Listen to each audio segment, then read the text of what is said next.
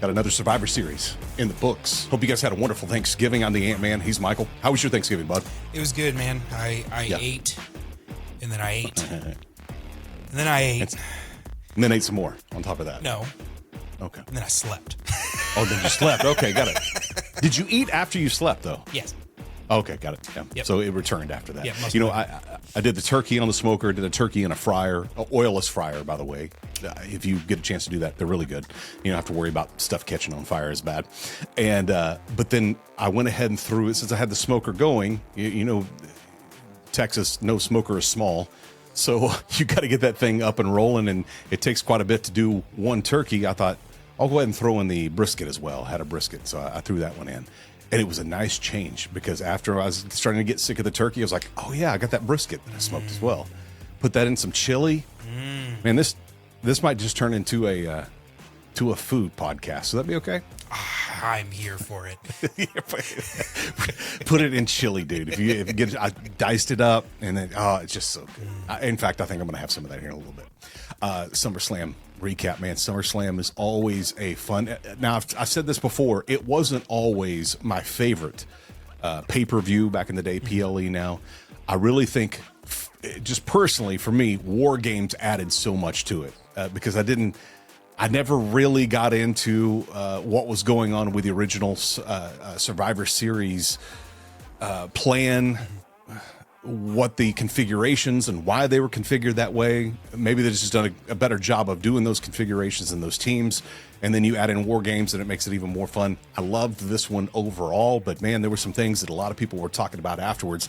One in particular, the women's War Game match, and singling one person out. Now, we've shot our shots on certain instances about Nia Jax, but some people just got ugly on Twitter with the hate for Nia Jax, and she even responded to a couple of them.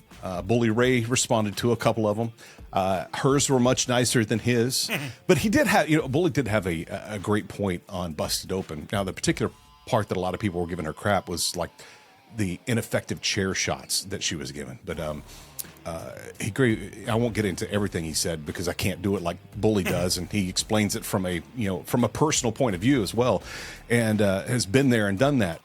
But he talked about it takes just as much art to swing a chair as it does to do a hurricanrana or to do anything else in wrestling, a headlock takeover. You have to know how to do it and how to do it correctly. There's some people who know how to throw a chair, swing a chair. But what we forget so often is there has to be someone to receive it, and they have to give you an opening. If you don't, that's where elbows get broken. That's where arms get broken and hands get broken, and people get really hurt because they don't know how to take one or don't want to take one. And something I didn't think about that Bully was talking about was Naomi didn't really give her much room to do anything in. And, knowing that, you should go listen to it. I think it's on their podcast for Busted Open. But in the moment, we always have kind of had our thing with Nia.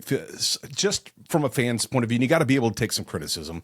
Listen, both of us have been very vulnerable in whatever jobs that we've had in the past as well, and open to criticism there. So we only say this with, sometimes it looks like you're unprepared. Nia, I know she's not, or don't feel like she's a pro. She knows what she's doing, but man, sometimes it looks bad. And some of the instances there looked bad from what I was watching. From your side, Michael, did you feel that there was ever a point of being unsafe or just being lazy in this match? Well, I'm gonna shoot pretty straight. Nothing sticks out in particular, mainly because I was kind of zoned out. It was the first match on the card. Yeah, sure was. 30 minutes of entrances later. That's true.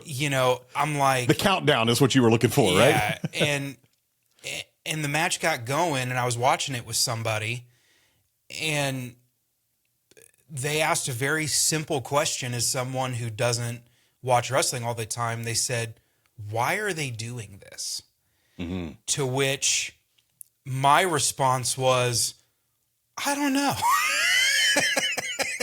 And And what in particular? Just certain parts in that match, or how they were bringing people in, or No, no. Like, why is the match occurring? Not the stipulation of the there match. you go. Okay. Not how does the match work? Why do they hate each other? Why? Yeah. Why are we in this steel prison, and what got us here? And I couldn't really give an answer.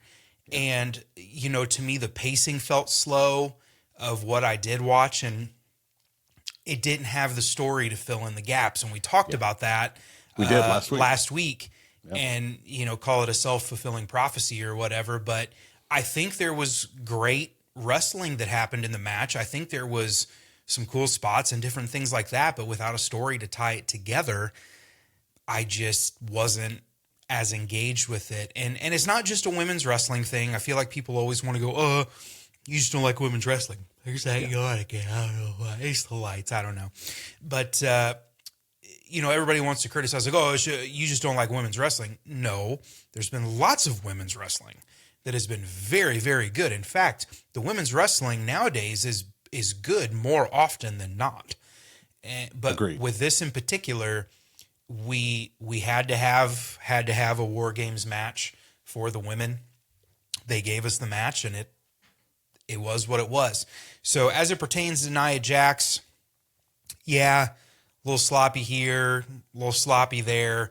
We're seeing the same thing. I think she's doing better than she's done previously with her character and with her in-ring stuff. But both individually and at large just didn't hit for me. Well, and I don't want to dogpile on her, but what she does have to, and everybody does, and we'll say it here, you have to be able to look at your art with a critical eye, just as critical as anyone else, if not maybe more. How many times do we finish doing one of these and you have something to say about what you said or did on the podcast? I have something to say about something I said or did on the podcast. And we both go, well, I'll remember that and try to do better on the next one. Mm-hmm. That's simply it. Yeah. You don't need to go on and post a picture of one of Io Sky's trash can and go, hey, look, this is Nia Jax's new profile picture. That in itself is garbage. Yeah. That's not helpful and not fun and doesn't make this atmosphere any better. Now, you've got to be able to look at the situation and go, was this my best performance? No, messed up here, messed up here, messed up here. Listen, it's live art. Mm-hmm. Things happen. And to that point, in a match, in a situation that most of Nia's team had not been in previously. The majority of her team had not been in a War Games before. Sure. And so when you're, to your point, when you're live, when you're in a match that you're not comfortable with more people than is in any other match other than the Royal Rumble, like there's a lot to contend with. So same as you, I don't want to dogpile on everybody. We have to call the performance what it is, but there's grace in that in that we realize it's a very, very unique match situation. And I will say this, not that Nia is ever going to watch this. I hope she comes on the podcast sometime. I've wanted to talk to her for a while. But we've talked about the instances, but it's not just about you. We've talked about other people, guys, girls. It made no difference. It's just the element in the moment. What did we see? And for the most part, I mean, like she is a very, very believable character to me. Absolutely. Like when she does, I don't know what it's called, her finisher, where she's on the second rope and they're laying down and she crushes them, basically. Yeah.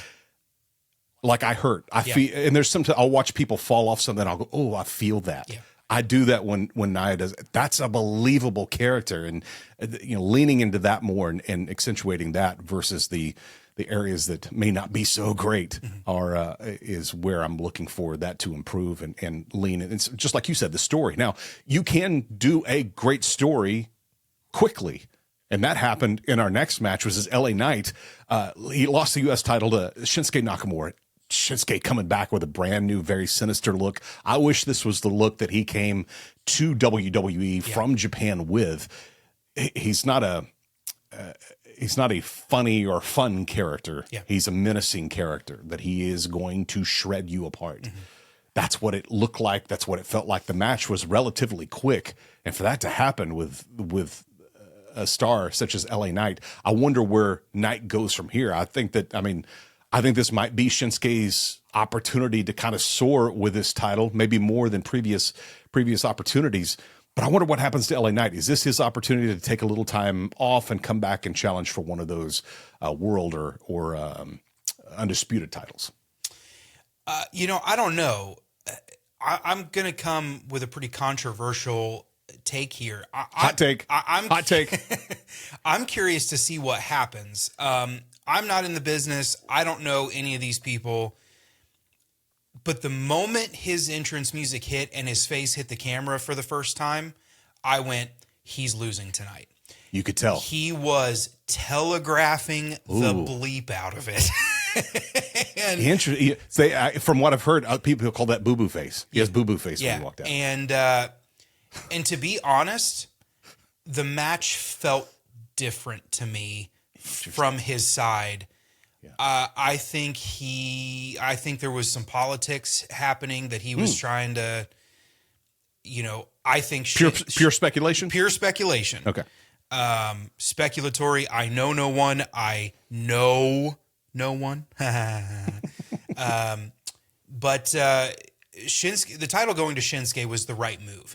That's the only way to give him back some credibility after previous regimes botched him multiple times over. This is a great character for him. He needs the momentum.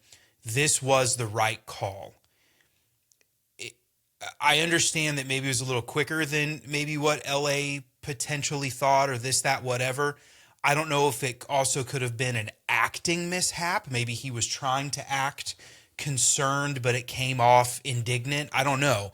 But it kind of left a sour taste in my mouth because it looked like, from me as a above average fan, staying in the dirt sheets and stuff, it looked like he didn't want to do business. Interesting. And so I think what happens next with him will be very telling of how those conversations that day played forward. Because if it is what it looked like to me, dude, you can just screw off and get to the back of the line, because you got to drop a title to win a title. Yeah. And so this was always the plan. If it wasn't your plan after 6 months, then so be it. But it just looked like he didn't want to do business. And so, yeah. Let me ask you this. What would you think about, so there's a lot of comparisons to him and Stone Cold, or him and The Rock. And I think his voice, normal talking voice sounds like The Rock's or something like that. People always compare the three of them, right? Or him with those two, at least. What if you leaned into it? Not to being Stone Cold-like, but to having the attitude that Stone Cold had, and having the aggression that Stone Cold had, and having the swagger that Stone Cold had. What if this character got pissed as Stone Cold was every time he came through the curtain? Yeah, that'd be great. And to be honest, there's a whole generation that doesn't know Stone Cold in the moment. It's true. And two things. Number one, until I read it online, I never compared him to anybody. Yeah. Okay, he's got a deep, raspy voice that sounds kind of like other people. I never bought into that. Sure, maybe if you stretch it to me, there's some similarities, but he's got the attitude, he's got the look, and if he's one Zamboni short of a really, really great, takeoff to a run. But we'll see what he does next. But again, I felt that something was off in that match, and I think whatever happens next with him will tell us what that is. We'll have to watch coming up tomorrow night on SmackDown and see if he's not back on, or what happened, if this story continues with he and Shinsuke, or if LA Knight's written off or comes back in some other fashion there, because we do have Royal Rumble coming up in January. So that's where, if he's going away, I expect to see him pop back up. Let's hit the men's War Games match. Bronson Reed hurt after. I mean, come on. Just because it's AEW, you at least saw what happened to Edge when he jumped off the top, or Adam when he jumped off the top of a cage. Did we not learn anything? You're at least twice his size, right? It's tough. It was tough to watch. Oh man, that's all I thought while he was standing up there. Yeah, and I knew I again, I'm not trained. I don't know wrestling, but it just, when he landed, it just, something didn't look right. And what it was he was just still standing up.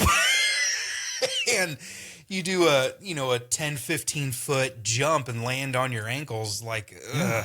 But at the same time, maybe he felt like he had to adjust midair because he was gonna. I don't remember who was on the table, but like he was gonna kill whoever was on the table. It was Roman, and Punk helps him off. Yeah. Well, honestly, Ant, let me level with you here.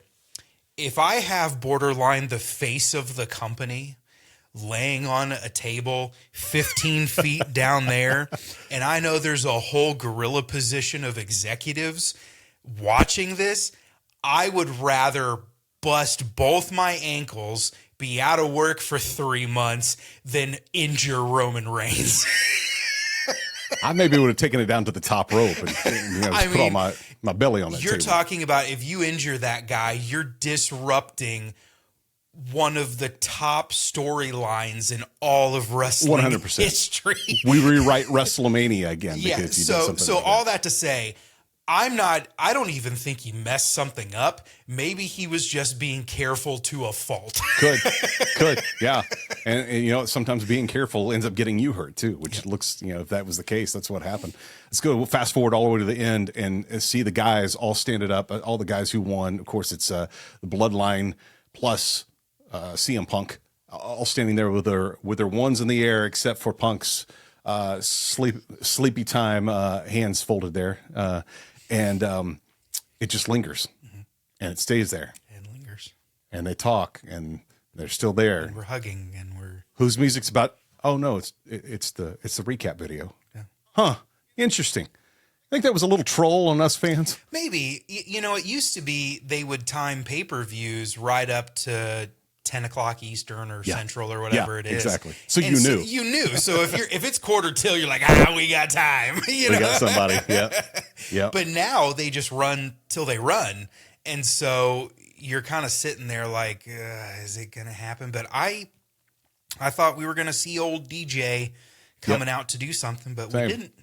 Nope, nothing there. I don't know. Raw, we saw Punk again, but this time interrupted by Seth. I'm wondering, so this has been a long story, a year long, when I even mentioned that last year I should have knocked you out, Seth saying to Punk, I should have knocked you out when you came back, should have done it then. When I had the opportunity, I felt bad for you, and here we are. Now, just before, I don't think is there another PLE before the end of the year? I don't believe so. I think the next one is Rumble. Okay. I thought so, but...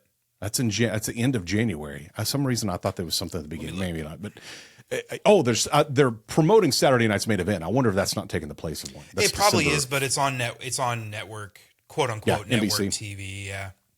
Yeah. So I wonder if that's not taking its place. And I hope we don't get this blow off or this feud happening there. I'd rather see it. If you're going to wait a year to have it, let's make it great. Let's not just blow it off in one match. And we saw it get interrupted, obviously, with Sami Zayn and that go down. Drew McIntyre making his return. But what's his beef with Sami? Help me out. Am I forgetting something? Is it just the bloodline? I think it's probably just the bloodline in general. And Drew potentially working heel. Maybe he goes for the... Sami Zayn is by no sense of the word a weak competitor, but not at all. In the bloodline, he's down the food chain a little bit. Well, he's not even blood. Right. So I think it makes sense. Maybe Drew's trying to play a heel kind of angle and do like take out the easy one of the group, even though Sammy's not easy. But I don't know. They've not let us down with telling the story. Very true. Yet, so I'm very optimistic that we'll know what's going on. I was surprised to see him come back. I wasn't thinking that's where we would see Drew next. So anxious to watch and see what happens there. We also saw the end of probably what has drug on in some people's minds a little too long. The New Day celebrating 10 years last night. Even Big E coming back, but not to the warm welcome that from the fans. Yes, from his partners. No, he wanted to come back and be their manager, and they said no. So My thought is, are they going to keep the name New Day and just Kofi and I have Creed, his real name in my mind, but Xavier Woods. Yeah. Are they just going to keep the name and it just be those two, or do you think they'll come up with something new for him? I think they're keeping it because I saw that Kofi tweeted today that it was, a new day for the new day. I want to talk overarching of the show into this segment. The promos on Monday night, all of them were fire, dude. Oh, absolutely. Like Punk, 100%. Rollins, and then the whole New Day segment just ripping the feels out of my body and continually running over them with a vehicle. Like great heel turn too. Yeah. I mean, I haven't seen a heel turn like that, if ever, in a long time. You expected it to go differently. You didn't expect Kofi to be like, you know what, man, screw you. You know? Yeah, be gone. And I think it was really, really well done. I'm curious to see what happens with it because if we recall, we tried to put Odyssey Jones into the New Day. Yes, that's right. And then something happened. He disappeared. Yeah, different show, different time. But so you would think that Big E really is done. And maybe with him around, they needed to completely write him out of the New Day now that they don't have another person in the New Day. I don't know. But at the same time, you've got people online going, we're going to get a triple threat at Mania between the three New Day guys, which that's a weird kind of stretch. I don't know how you get to a triple threat. It seemed like they're buddies at the end of this, though. Yeah. So I don't know if... Like they were going to move forward with just those two. Yeah, I don't know. I don't know if we do a storyline where Big E's chasing him and he comes back. Like, I don't know. I don't know. I kind of thought if he stepped in the ring, he was cleared already, but maybe I'm wrong. They talked about how many people broke their neck and have come back.